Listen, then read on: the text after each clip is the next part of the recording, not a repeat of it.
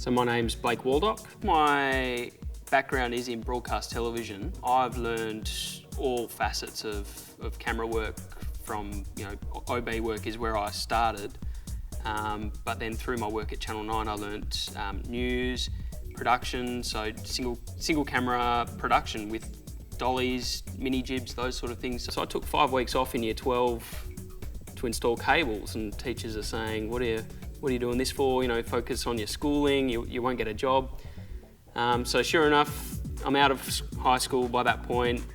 Not really sure what I'm going to do career-wise, but I know I enjoy this industry. So I'm doing work experience full-time, basically, jumping between them all. So I was first introduced to Steadicam back in 2004, and Jim Frater was working on one of the cameras, and I was chatting to him, and he said, "Oh, actually, what are you doing tomorrow night? I've got a job, and I need an assistant."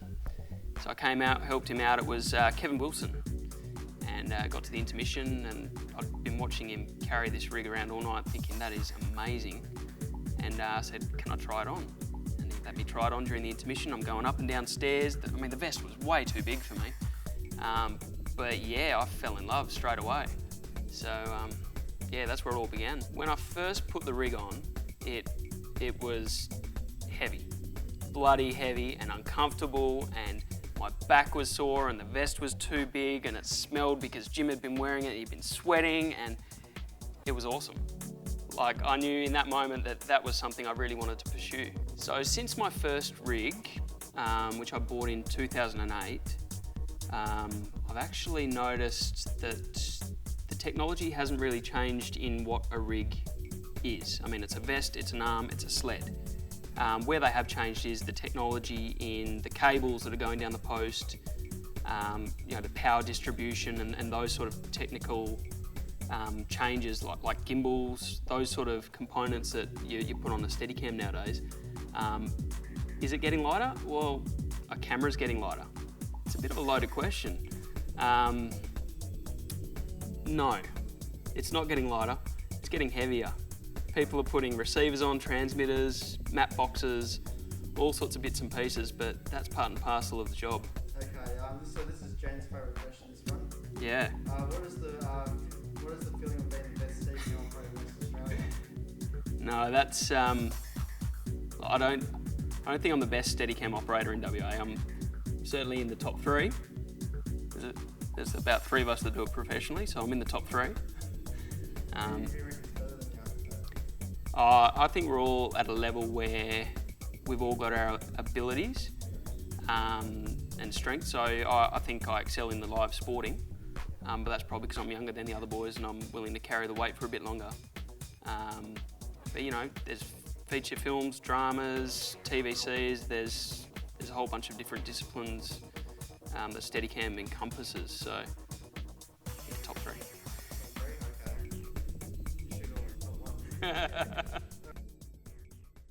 Yes, Blake, you should have gone with top 1.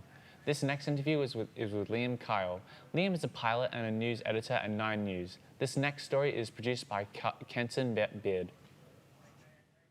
I started working in the industry here at Channel 9 in 2008, so I've just passed the 11-year mark now. Time and deadlines don't really stress me out because I'm confident in my abilities and my skills. My name is Liam Kyle and I'm a video editor here at Channel 9 Perth. Before I started here, I actually volunteered at the community TV station Channel 31 that doesn't exist anymore. I did that for about 2 years. I started there as I was doing my last year of uni in 2006, and at about the time that shut down in 2008, I met someone who sort of got me in the door here at Channel 9. We can be given a news story 20 minutes before it's due on air with a hard deadline to work to, or we could be given a story with 3 days to work on it if it's a more feature promotional story kind of thing. It can be anything. Typically it would be maybe an hour to 2 hours. We'll be given a script and a voiceover, and then we have to piece together the story and have it ready for a very strict deadline. The fastest I have ever put a news package to air would have to be maybe 15 to 20 minutes. But it's about getting the pictures to air at the time the producers want it to get to air. The challenges tend to be when you're given something with a story that they really want to tell, but not enough vision to work with. So that's the biggest frustration that comes up now is trying to find file vision that might work for something. The advice I would give to someone who wants to work in this sort of field in a technical role is probably you have to be prepared to maybe take whatever job that's offered to you.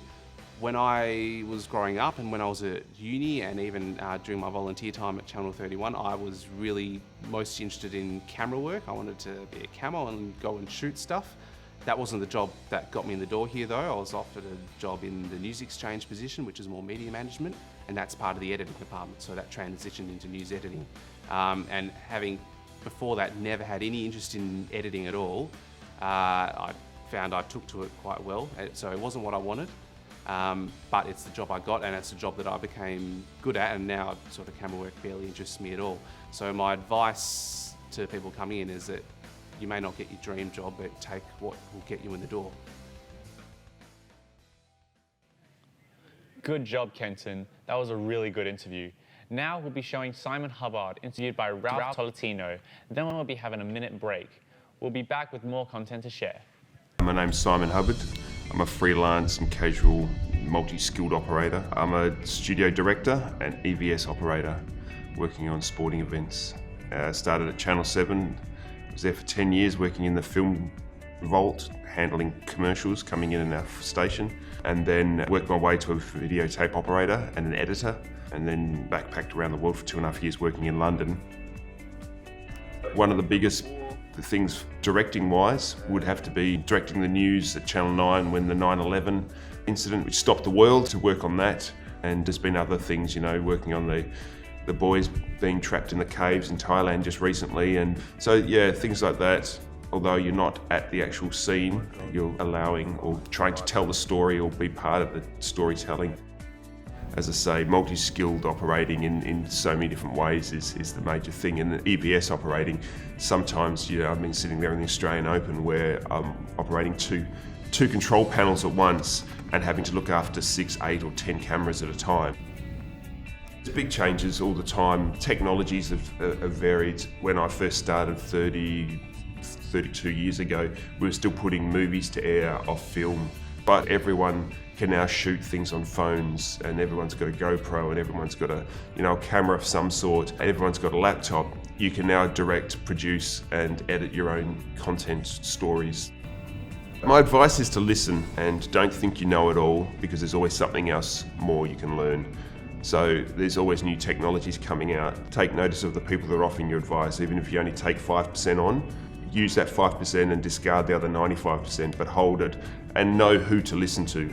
So there's certain people that know a lot more, and there's certain people with a very good work ethic and good knowledge, and are willing to move with the times all the time. So they're the people that you listen to and learn more off of. So when you get those opportunities, whether it's EVS operating, directing, producing, whatever it might be, make sure you take your time and ask your questions. Don't sit there and bother them, but ask your questions directly, take them on board, their answers, and most people are more than happy to share their knowledge. Thanks, Ralph, for that amazing interview. We'll be back shortly after the break.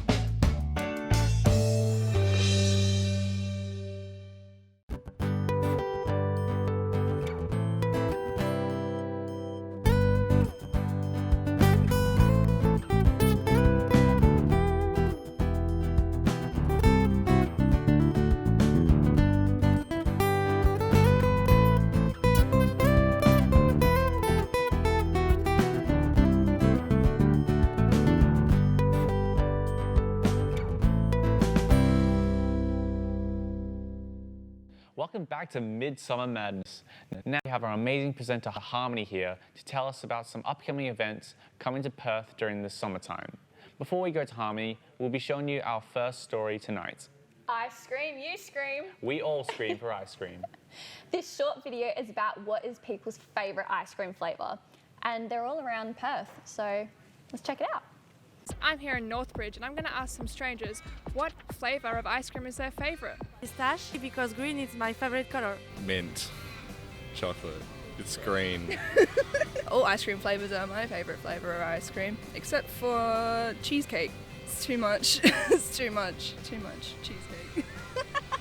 I love a vanilla ice cream because it tastes like a simple white but it tastes good.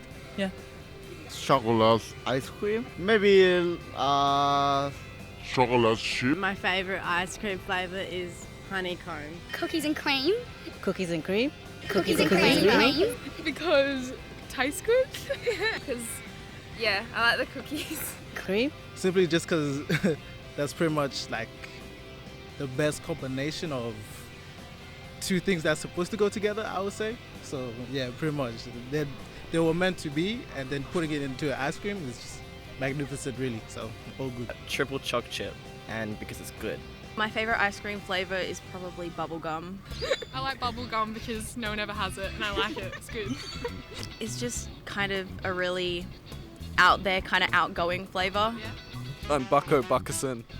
Yeah, not many people would really think of bubblegum, probably something classic, just like chocolate or vanilla. Yeah.